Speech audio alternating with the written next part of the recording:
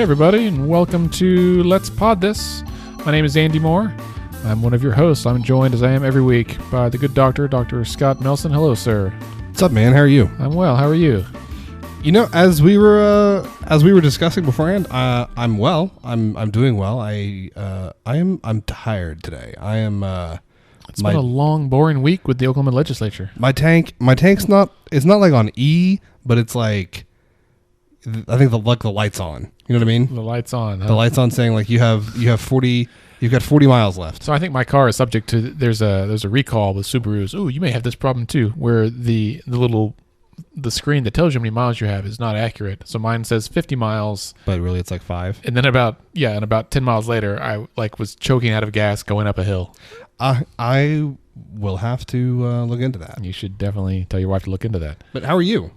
Also, I'm good. Tired, but ready. It has been a long, quiet week with the legislature. I've not had much time to pay attention live. I've read a bunch of articles. Well, and I have paid relatively close attention live, and it is exhausting either way that you do it because, you know, so we had last week, right? Was it last week? 2 weeks ago? Last week that was the deadline for week, yeah. Bills to be heard out of committee. So we passed that. The total number of bills got whittled down from, just a shade under 3,000 to what, like 1,200-ish? Yeah. Something like that. Sounds about right. But then they have until next week to have them heard on the floor. So like the House has been hearing literally like 60 bills a day.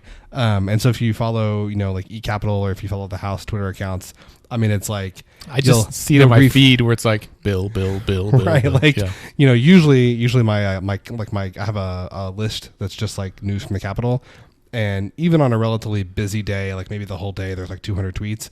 But I'll like refresh it 2 hours later, and it's like 179. 2 hours later, 180. Like it's very like it's just bill after bill after bill after bill. I should just follow your list.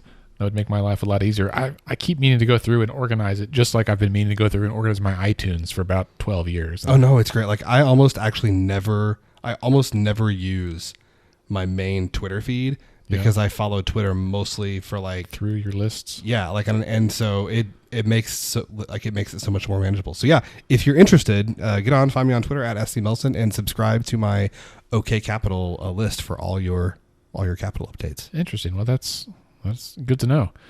Scott, let's get into the news. This may be my favorite sound effect that I have on here. I reorganized, and I did not hit the wrong one that time. So this week, we're going to be joined later in this episode by State Senator Julia Kirt.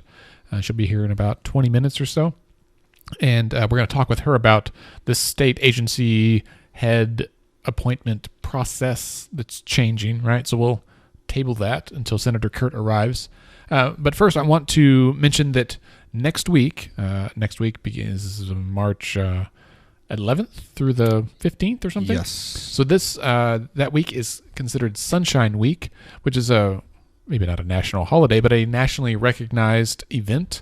It should be a national holiday. Yes, it should be. This is not about weather. This is not a meteorological event, but this is about government transparency. And as our listeners know, another hat that I wear is the executive director of Freedom of Information Oklahoma, which is a government transparency organization we promoted. We try to help advocate for transparency, Open Records Act, Open Meeting Act, adherence to those laws. FOIO.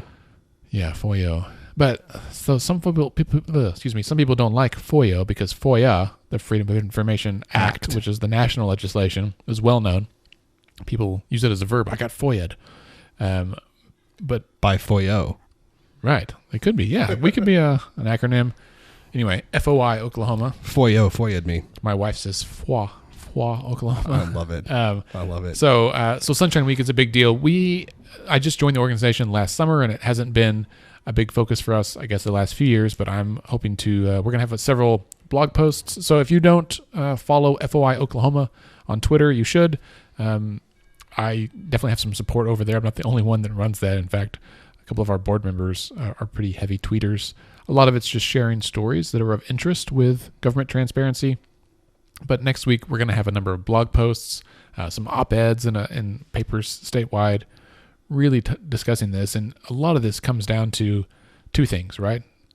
One, that we are paying for government services. We're all taxpayers, and thus these services and the decisions made and the money spent should be open and accessible and visible to the public, right? I think we all kind of get that. And then also that the Oklahoma legislature, when we passed our Open Records and Open Meeting Act laws here in this state, the legislature exempted themselves from those laws. So every other state agency is subject, but the legislature is not. And that seems wrong. It's not great. It's not ideal. Right. So so one of the articles that we identified this week to discuss, and we'll put on the blog post with this, is actually not from this week. This is an older article, right? Yeah, this is from 2015. So this is a piece way back. Yeah, from a whole 4 years ago. So this is a piece that is published by the Sunline Foundation, and we'll kind of tease it here because we're going to talk about this more with Senator Kirt. But they did a study, or rather, they're reporting on a study that was done by the Center on Public Integrity, where they looked at state by state how accountable and transparent is your state government. They ranked the states on a composite score, and then they ranked each state by several different criteria. I'm not going to tell you where Oklahoma is. You're going to have to look it up to find out. Now, I will tell you the grades are on an A, B, C, D, E, an A, B, C, D, F scale, which I assume most of us are familiar with from our primary and secondary school days. At least part of those letters. Yes, A, B, C, D, F. No state received an A or a B. The highest graded states got C's. Most states got D's. There were 11 states that got F's. And if you want to know where Oklahoma stands, you will either have to go read the study or hang on for the rest of the hour and listen to our discussion with Senator Kirt. I'll give you 3 guesses, but you only need 1. We are not a top 10 state in this area. It depends on what you mean by top 10. Yeah,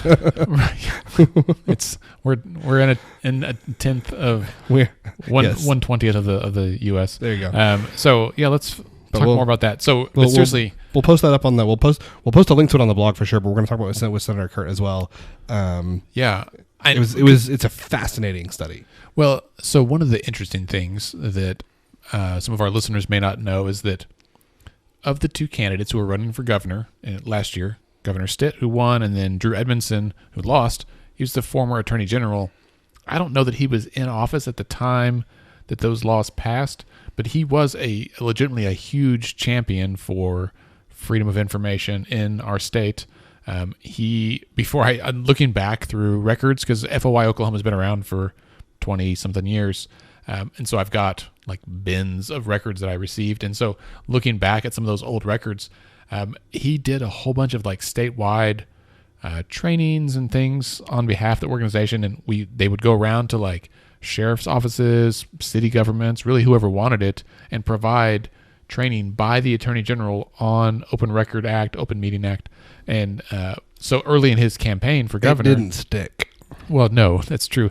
Not everyone is as much of a champion of this as what's General Edmondson? Is that the Attorney General? Attorney General Edmondson.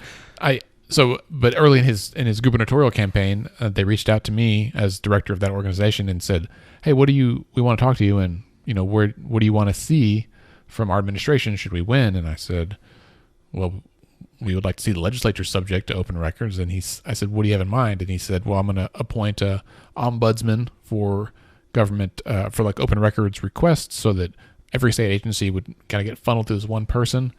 Some concern about backlog there, but also how nice would it be to have one dedicated office for all the state agencies? They have the same uniform forms, and everything could be kind of a clearinghouse for those records. I imagine it'd be part of like OMES. That would kind of make sense, but anyway, he lost, so that obviously didn't happen. Well, I think that's an interesting, like, this whole kind of what you're talking about with freedom of information and open records is interesting, because the debate one of the things that we're talking about, or the main thing we're talking about with Senator Kirt, is the discussion that's been happening really ever since the election, but especially since the legislature came into session, about the governor wanting to have appointment authority over the directors of the 5 largest state agencies, and wanting that in the interest of transparency and accountability. And the discussion has centered both in committee and on the floor in both houses of the legislature about whether doing this increases or decreases transparency. And one of the things and accountability. One of the things that I found most fascinating about this study from Center for Public Integrity and the Sunlight Foundation is that, and one of the things that's frustrating to me about this whole debate is that there are real, tangible things that are, 1, possible, and 2, relatively easy to implement and do that would dramatically increase government accountability and transparency. And it has nothing to do with who runs state agencies. Right. Right. Well, and we're arguing about this thing that doesn't actually matter. Right. As often happens in government, especially in this state. And I will say Governor Stitt has publicly talked a lot about transparency and the need for greater transparency. And it's true. He's outlined some things like putting the state checkbook online and some of that stuff. And that already exists to a degree, but so I'm curious to see what it looks like. And as you said, we'll get more into that discussion about the agency heads. I have some feelings about that. And that'll be back in about 15, 20 minutes when Senator Kirt arrives. Indeed. But on a somewhat related note, the Oklahoma Healthcare Authority, this is our next article. So this week, Governor Stitt announced that he was requesting the Attorney General's office, the state auditor, their office, who's now Cindy Byrd. If you're watching online, this is me rubbing my temples. If you're listening, you can maybe hear. In response to the story. Can you rub it right next to the microphone? There's a little something there. If you turn your speakers up. The sound of stress. The governor requested the auditor's office to do a performance audit of the healthcare authority. And just for anyone who's kind of just tuning in, the Healthcare Authority is the agency that runs Medicaid. This is not the Department of Health, right? So this Correct. is not the agency that was like $30 million in the hole last year, but wasn't actually $30 million in the hole. And so now we got $30 million back, and they fired a bunch of people who are now suing them. That's a different Department of Health. Right, that's the State Department of Health. This is the Healthcare Authority, which is the administrative agency for Medicaid. Right. Yeah. Medicaid, sooner care. So here, the quick and dirty version is, the governor has now requested that the auditor do a performance audit of the healthcare authority. This is on top of the audits that occur annually, maybe quarterly, I think, by CMS, which is the feds, right? The Centers for Medicare and Medicaid. So the feds do, I think it's quarterly audits. The healthcare authority audits their Medicaid rolls, right? And all these audits are supposedly looking for people who are receiving Medicaid that shouldn't. Right, so to kick them off the rolls. So the feds audit it. The healthcare authority already checks that significantly, and you have to renew every few months, right? So this is an ongoing thing. Now the auditor is going to look at it, and last year there was a bill that passed called the HOPE Act. That has nothing to do with hope. It's just an acronym that the state that defines the state's going to contract with a third-party company to come in and audit our Medicaid rolls. But what's interesting about that contract is that they'd only get paid if they find waste, fraud, and abuse. Which means they have an incentive to find it, right? If they if they audit it and they spend, let's say, $2 million, right, of the time and effort, right, the cost of personnel and all that, they audit it for 6 months and they don't find anything, or they find a few people. They'll undoubtedly find a few folks. Those few folks might be people who would be caught anyway, right? So let's say you have to renew every 6 months, and 4 months in, you get a new job and you get insurance, but you haven't disenrolled yet, and they find it they kick you off. Well, the system's built-in self-checks would have caught you in 2 months anyway. Yeah, and Medicaid only costs money if you use it. Right. And the other thing is, it's not like we don't have data on what the fraud rate on Medicaid is already. The fraud rate for Medicaid enrollees, for sooner care beneficiaries, people who have sooner care as their insurance, it's estimated in Oklahoma to be it's literally 0.1, 0.2%. It is. Right. Yeah. It is 1/10 of 1%. Yeah. Right. It's very, very small. And so it's something that we know is not non-existent, but nearly non-existent. It is so small as to be an insignificant cost, number one. Number two, it's going to cost way more to audit than we have any chance of seeing in savings, unless we use this audit as an opportunity to put in place new barriers for people to renew. If we increase the administrative process for people to renew their sooner care, and so it becomes burdensome, and so they don't renew, then that is where the savings are going to come from. And the savings, if there are any to be had, are going to come from taking away people's insurance with new administrative barriers. But the other thing is, in addition to the audits that are already required, there's the HOPE Act audit. There's the other two that Andy mentioned. These are all looking at the same thing. Well, right? The state audit, they're all three separate audits at the same time, looking at the same thing, and they're all in addition to the quarterly audits that are done by the Healthcare Authority and by the feds. I mean, if you listen to this show, that I think we would be of the mindset that with the average state agency in Oklahoma having their funding cut by 40% over the last 10 years, there's not a whole lot of waste left, right? Right. And that's not me saying this. That's Governor Fallon saying this. That's no one's listening to her though. Well, I mean, it's true. This labor commissioner, Leslie Osborne, has said that. She said it on this show. I believe former state auditor and inspector Gary Jones has said something similar here on the show, that this massive fraud and abuse and waste just doesn't exist, if for no other reason than the funding has been cut so much that what's left is the bare minimum. But even if you assume that there is a ton of fraud and waste and abuse in state government, it's not in sooner care. It's not and I don't understand why we are so convinced that there's this massive hidden population of people who are just living large on their sooner care benefits, even though they don't deserve them. Well, and also you can't live large. There's no cash involved. You would just get health care. Right, but that's what. It's not like it provides money or anything. Right, but that's what I'm saying. What is this? I really would and if Governor Stitt was here, I would ask him respectfully, but what is this obsession with trying to find people who are getting sooner care that don't deserve it? So, a couple of thoughts about that. And you and I have kind of discussed this issue this week, and if you follow me on Twitter at AndyOKC, I was kind of discussing this yesterday as well, on Thursday. But here's my thought. Okay, this is Andy's 2 cents. I need a sound effect for this, but I think a couple of things might be happening. One is that there could be a recognition that this HOPE Act contract is not going to be worth its salt, or at least could be contentious, right? And so why not just use the state auditor that we're already paying for and have them do the audit?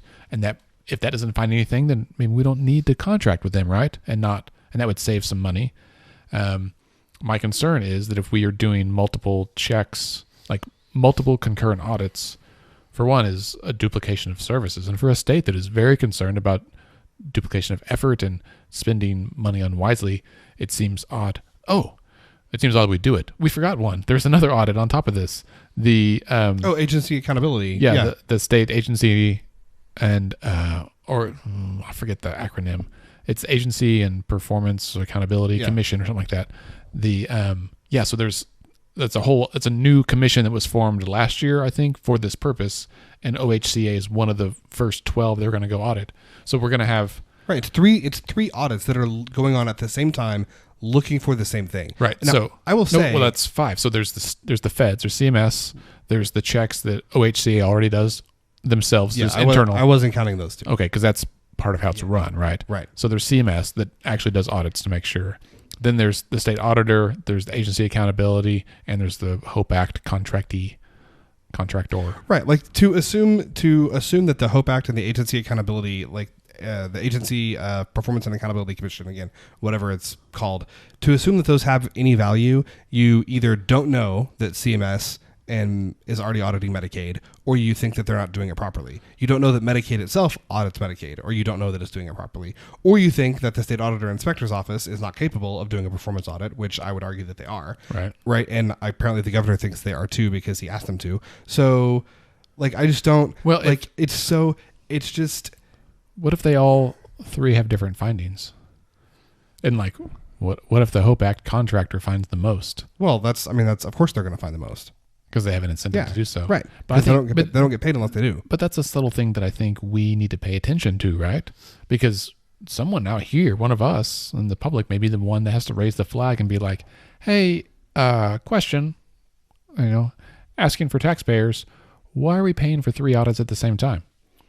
Yes. I would submit that one of our friendly neighborhood journalists should ask that question at the next press conference the governor has where he doesn't take questions. Also, how much are these costing, right? Like, what's the amount of effort that these things are going to cost? And I know former state auditor Jones told us that I think like on average it obviously depends on the size of the agency and the scope of the audit, but like his agency could do it for like $400,000 or $500,000, something like that. Right, but because about $500,000, whereas these outside contractors will do it for like 1.5 to 2. Like because they're making a profit, right? Like right, it's about 3 times as expensive to have a private contractor. Right, because the auditor's office or the agency accountability folks are going to do it for the actual cost of doing the audit, not for the cost plus some profit. Right. Well, and some people would say, I think that the state auditor's office is not staffed well enough to do these audits. I would say, 1, that's not true. And 2, it would still be exponentially cheaper to staff them appropriately so that they can do these audits than it is to pay a private contractor. But we're kind of getting into the weeds a little bit here, but suffice it to say, this is an issue that 1 is definitely worthy of your time. 2, it's important, I think, for all of us to understand, and we will be following it closely because this is not something that's going to go away. This is going to be an ongoing kind of issue in the news for at least the next several months, if not the next year. Yeah. All right. Real quick, let's talk about one last article. And this was in the Washington Post, I think, about 30,000 Oklahoma has lost 30,000 teachers in the past 6 years. Is that correct? Yes. That is indeed staggering. And that's really all I'm going to say about it. Go to the Washington Post, read the article. It speaks for itself. And you can ask yourself the question, is the $6,000 raise from last year and an additional $1,200 this year, do you think that's going to be enough to get these 30,000 teachers back?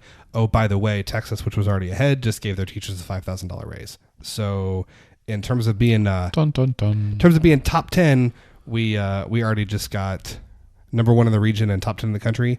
We just got pushed back by another $5,000. Got beat again.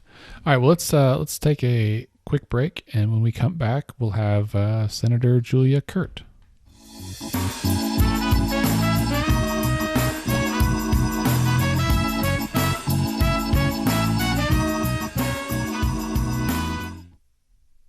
Okay, hey, we're back with State Senator Julia Kirt. Senator, thanks for joining us. Glad to be here. This is your first time on the podcast. It sure is. Man, well, you haven't been in office that long. Yeah. But I couldn't.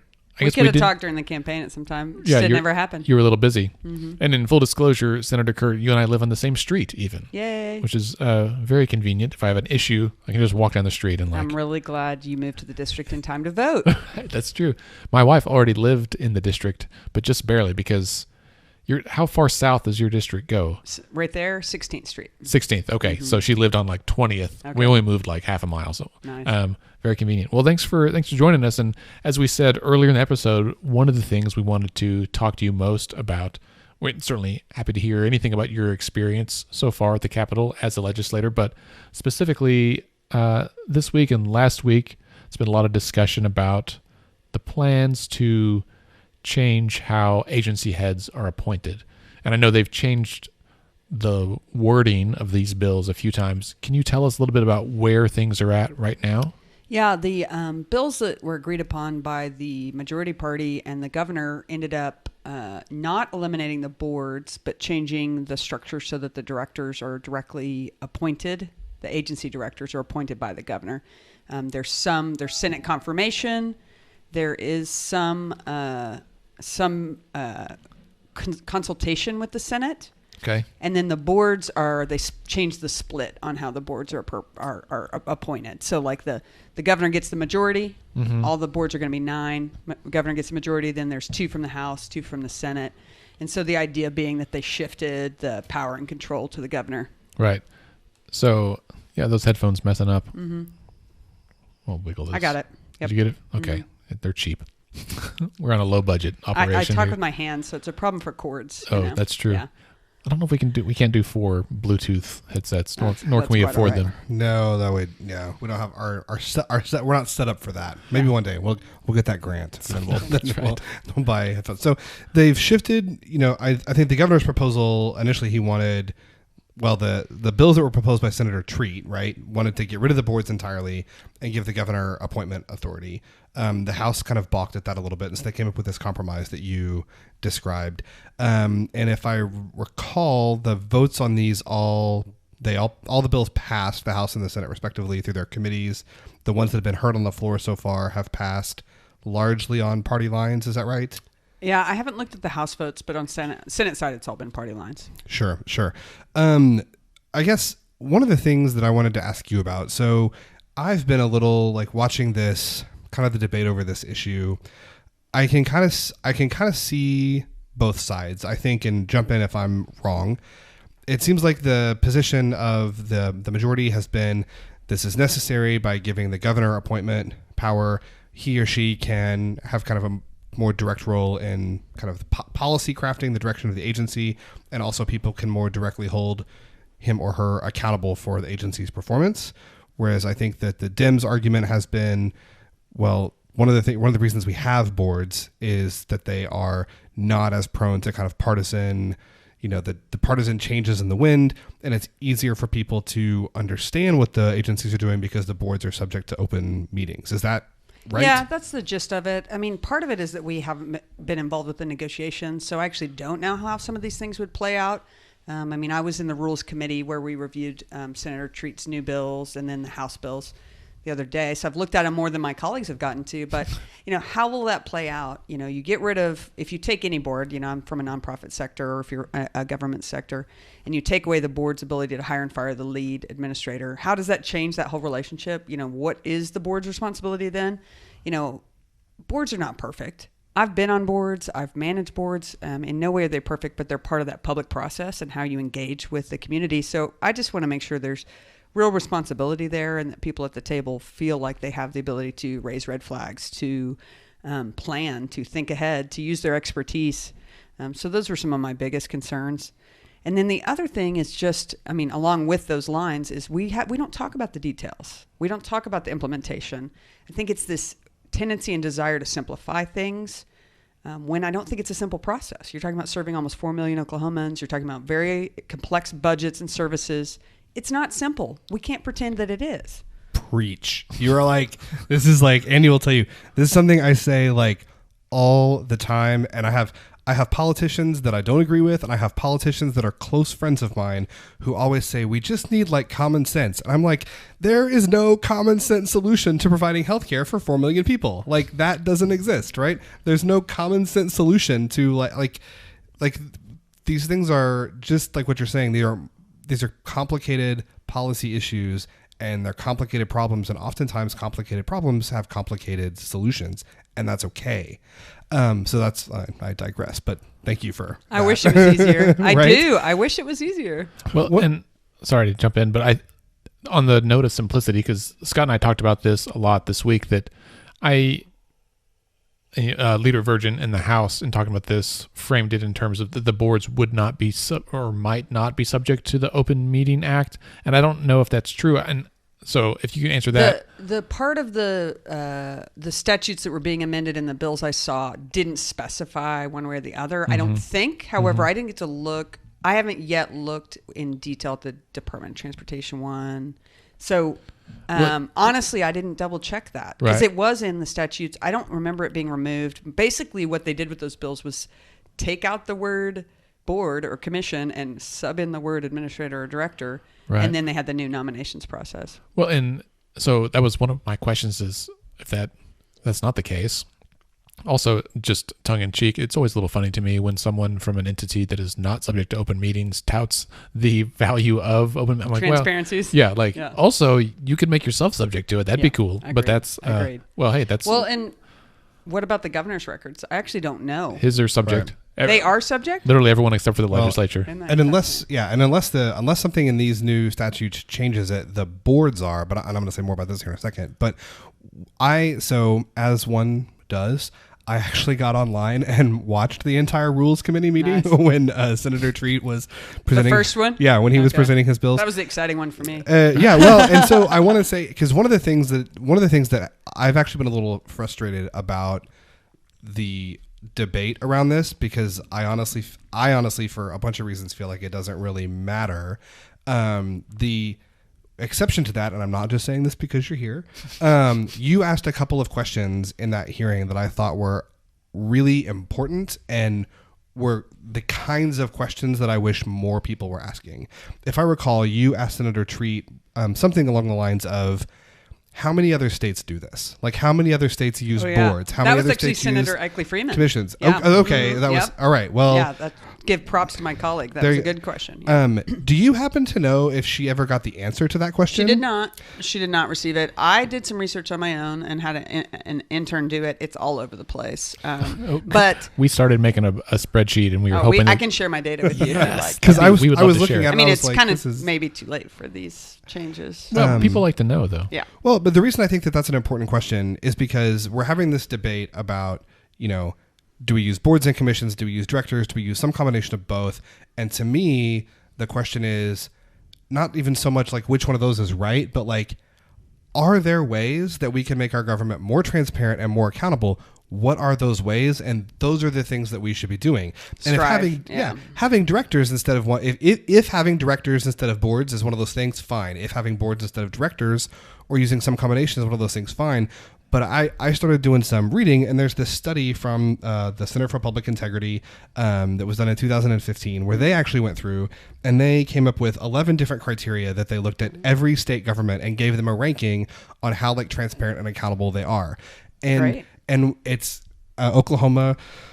Well, I mean, on the one hand, everything's relative, right? So of the 50 states, no one got an A or a B. There were like 4 states that got C's. Most people got D's. Wow. Oklahoma, one of the 11 that got an F. All right. But we were the highest F, right? So if there were like, if it was 50 to 59, we were like the 59. So does that mean we were the best worst or the worst? We were the best of the worst. So we are, if you go, we're the first F. So it goes D, F, and then, so it's like. So what kind of criteria are we talking about? So they looked at public access to information, political financing, electoral oversight, executive accountability, legislative accountability, judicial accountability, state budget processes, state civil service management, procurement, auditing, lobbying disclosure, ethics enforcement, and state pension fund management. There are 2 areas where we actually do really well. Oklahoma scores really high in procurement and internal auditing. Nice. Just for all the people that talk about all the waste and abuse, if you could reference that, that'd be great. Thank you. Send me the link. And then political financing, we actually score really high too, but everywhere else we're not doing very well. And so to me, like, I'm not a policymaker. I just get to sit here and talk about it, right?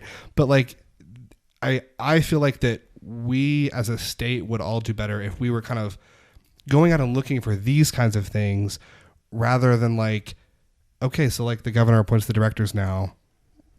Is it more or less account? I mean, what are your thoughts? Well, I agree. I mean, it's been a huge frustration for me, and years from now, I may look back and laugh at myself about this since I'm brand new. But as a new person, I'm pretty alarmed at how much legislation I don't think has been fully vetted or thought through or baked well, or has not involved the public in any way. So, we're seeing hundreds of bills every week, and many of them, we're just relying on the integrity of the author. We're hoping that what they've said they've done. We don't know that they've consulted with those who would be impacted, whether they be a sector, whether they be the agency, whether they be those served. What I see is a lot of legislation in a vacuum, echo chamber kind of thing. Mm-hmm. And so far, when I ask questions, I'm sometimes not real welcome. That maybe people are a little annoyed, like I'm slowing them down. And I feel like these things need to be well vetted. Like last finance committee last week was really aggravating to me because we had 3 or 4 bills where they struck title. So they're officially slowing it down and just said, this is a work in progress. And I'm like, we're at the committee deadline. Like why at this point, why does this bill have to move forward this year? Maybe someday I'm going to understand this because there's some urgent thing that needs to change. But when we're talking about, a third of our policies or a quarter of our policies are literally, we're saying these are still a work in progress. Like That concerns me greatly. And, I care a lot about involving people and how people have a voice, and our system just doesn't have a lot of place for that. We expect people to speak up because they're concerned about something, but, even finding out what's happening and what's on the agenda is very difficult. I'm in the legislature with people helping me know what's on my agenda, and I still won't know till the last second. Well, because it changes like up to the minute, right? Like, or your agenda can be all shell bills and you don't get language until... Yeah, not in the Senate. We don't do shell bills, but they can change them completely. I mean, that to me, that's the people have to ask for that, and that's something I heard on the doorstep over and over again was a concern about corruption. There was lots of distrust and lots of fear about corruption. And, my first blanch is I'm more worried about incomplete work, know? Right. I've heard this from you before. In fact, last week you were on News OK's Political State podcast and said some of the same things. And I was in my car nodding like, I've always wondered why we have so many things. Like, well, it's not done yet, but just send it on through. Because especially when it comes to laws, like I didn't get that pass when I was in college, right? Like, here's a paper, I'm going to turn it in and I'll finish it before the end of the semester, but just go ahead and just keep it in there. Well, the one thing I've heard, which, being a freshman in the minority party, it's not in my world yet, but is that it can be a way to bring people to the table. If you're truly trying to negotiate a deal on something, having legislation sitting there ready to go can actually force that conversation to truly happen. Right. Of course, I haven't experienced that yet, but that can't be the vast majority of what we're looking at. No, I'm sure. And so another question kind of related to transparency and including this process with agency heads is, it seems to me in some ways that maybe having one person, like having the governor be the one to appoint these people is definitely more simplistic.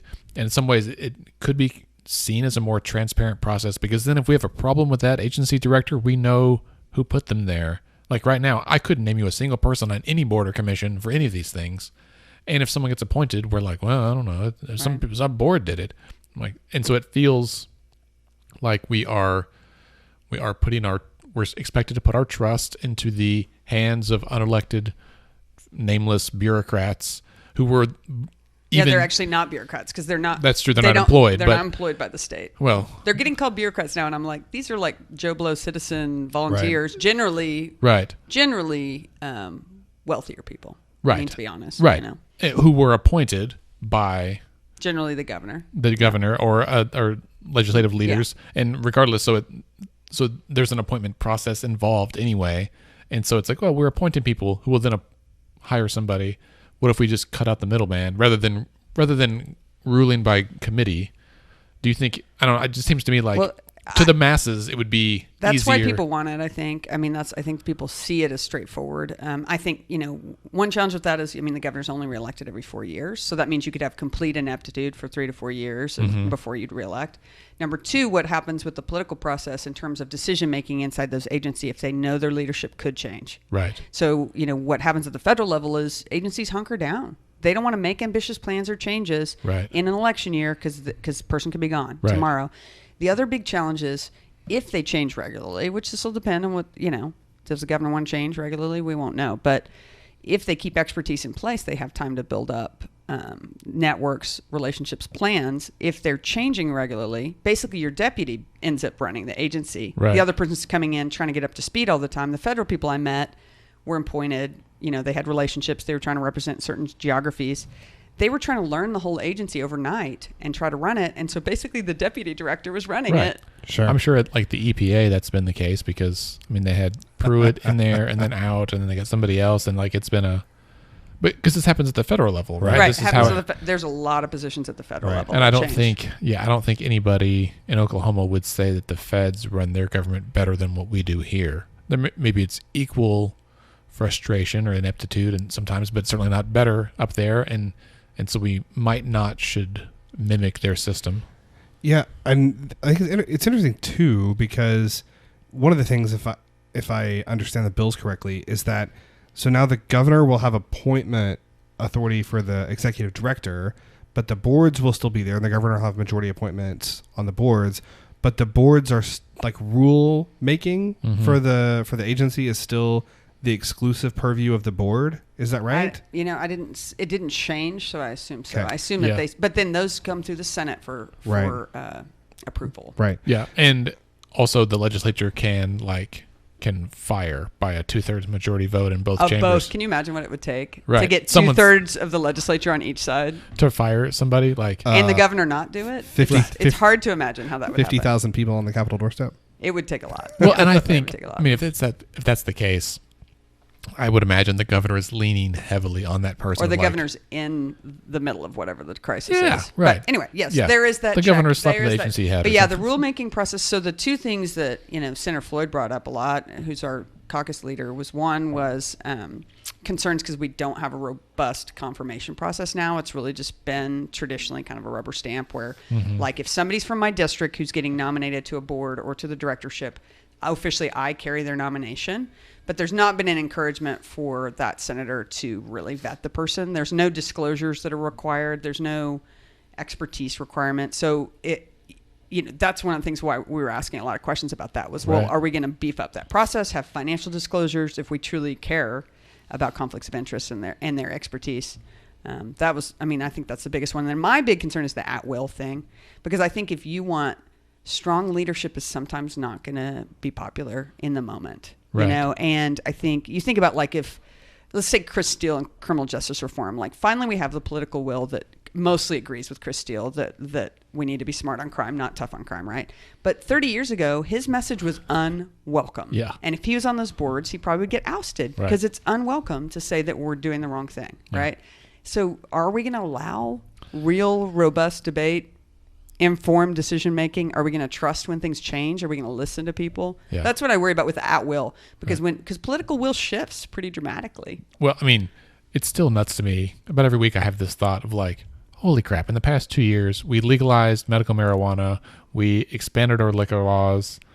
There's discussion that before the year's out, we might even expand Medicaid in some capacity. And these are things, none of which were on the table when I started this organization 3 years ago. Like, you could not have passed them if you paid off everybody, right? Like, and it's just weird that all of a sudden, 780, 781, retroactivity, all of that stuff, like, wasn't on the table 3 years ago. And now we take a lot of it for granted. It's funny how quickly that stuff does shift. Mm-hmm. Yeah, it's like someone's pushing it along for 20 years and then other things happen very quickly. Yeah. Well, Senator, we're about out of time for today, but anything, any last minute, like, words of advice or impressions you have so far of being in the legislature? Well, in terms of words of advice, I do know you have a very active following of people who are engaged citizens. And I think just to encourage them, if they think something's confusing or they think something's purposely obscure or something's purposely hidden, to speak up about it, because, I'm inside there and I'm being fed the information that's the official information, and I'm still constantly, like, not getting enough information and don't know what's happening next. And I think I would love to see our public demand higher standards for allowing advocates into the process, making sure people know what's coming. We expect people to speak up to us if they have a problem with a bill. Like, on the floor this week, we had someone who was changing something dramatic that would impact cities and counties. And, we asked, well, what is a municipal league? And he said, well, they haven't told me they have a problem with it. So then that relies on those advocates have to know and ask and complain. I haven't told them I'm doing this, but they haven't said it's a problem. Right. So, I know that I think voters are the most likely to get some traction with complaining about that, frankly. That's great. That's good advice. I appreciate that. And then other observations, just stay engaged. I'm glad. I think there's been a revival in terms of people being civically engaged at the state level, and I'm thrilled about that. I feel like I was kind of part of that. It's like my eyes opened over the years and I kept getting a broader view. And I think it's meaningful that you can't cover every level. You can't be involved with every issue, but if you pick a few things that you're really following and on track with, great. Like, I usually follow OKC school board and the state legislature, and I'm just kind of almost ignore the city and almost ignore federal because I just can't handle being in depth at all those levels. But that people be okay with that. Right. I think sometimes people feel like it's their responsibility to be a full-time advocate or something. Right. On that note, I'm gonna pull out an end here, but that's a great segue to a reminder that I forgot about at the top of the episode, that on March 26th, that's a Tuesday, we are having an event at the Tower Theater at 6 p.m. It's called 321 Council Contact. Did you guys watch 321 Contact on PBS? Nobody? I don't understand the reference. Man, okay, no one has got this so far, and I'm really bummed that my poster was so awesome. Anyway, go look up 321 Contact. It was a great show on PBS when I was a kid. as the eldest millennial. Anyway, 3, 2, 1, council contact. We're going to have newly elected city council members, JoBeth Hammond, James Cooper, and Nikki Nice. So wards 2, 6, and 7, right? And they are going to join us at the Tower Theater. Scott and I, representing Let's Pod This, going to partner with Stephen, Aaron, and John from the Wafty Show, also from Mostly Harmless Media. Power team. Yeah, so we're going to set it up. They're going to be we're going to ask the hard-hitting questions. They're going to ask some irreverent questions. And it's going to be a chance for citizens to engage with city council members. And honestly, Senator, no disrespect, but you represent roughly 80,000, 70,000 people, right? Yeah, 75. Mm-hmm. But I think city council members might represent more people. Like they have bigger districts. Not all the districts There's are 6. It'd be under 100, but yeah, they it's probably close. more. And I don't think people realize that city council is so big and has so much purview of different things, right? Like you guys have kind of different areas. And so this is a great chance if you live in districts 2, 6, or 7. If you're not sure, go to okc.gov and look it up and find out which district you're in. Pretty much it's a big chunk of the northwest and northeast side of town. But then come to the Tower Theater. It's a free event, Tuesday, March 26th, and hang out. We'll have food and drinks and a fun time. It's going to be a good time. But Senator, thank you so much for coming on the show and entertaining our musings. Glad to. That's Glad right. to. See you at the Capitol. Thank you. All right. Well, that brings us to the end of this episode. Don't forget to subscribe and rate Let's Pod This on Apple Podcasts because that helps other people discover us and be better informed. Remember, you can connect with us on Twitter and Instagram at Let's Fix This OK. Scott is at SC Melson. I am at AndyOKC. You can also like our Facebook page at facebook.com/Let's Fix This OK. Our website is letsfixthisok.org, and on there you can sign up for our newsletter, read our blog, find resources and details about upcoming events. You can also read the blog post that we post with each podcast episode. So any articles we discuss or links we talk about, we put on there, as well as maybe a brief summary in case you want to tell your spouse about it. That'd be cool. Our podcast is edited and produced by, Scott and me, but we are a member of the Mostly Harmless Media Network, and our theme music is provided by the Sugar Free All-Stars. Let's Fix This is a nonpartisan, nonprofit organization who strives to educate and equip all Oklahomans to engage with their government. We encourage you to get involved in any way you can, and remember that decisions are made by those who show up. We'll see you next week.